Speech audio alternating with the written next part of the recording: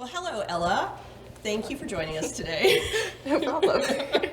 Tell us, what was the most meaningful experience about your magical experience here? I think my most meaningful experience is that now computer science doesn't seem as intimidating as a whole, and I feel like I can sort of go into what I explored with my mentor and progress into that more. And Well, you're taking on iOS programming as a first experience.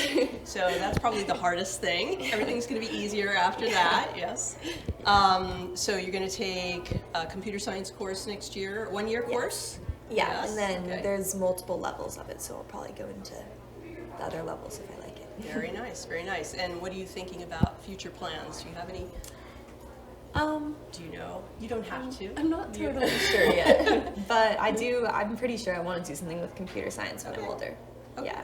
Great, great. And what about your friends? Are you bringing friends into the fold as a part of this experience? I have brought one friend. Yeah, Hey, she's all right. doing the class with me next year. Oh, that's great. That's so yeah, great. I'm really excited about that. Okay, very good. I'm glad to hear Yes. that. Yeah, you have to bring them into the fold. Yes. For sure. Yes, yes. Very excited.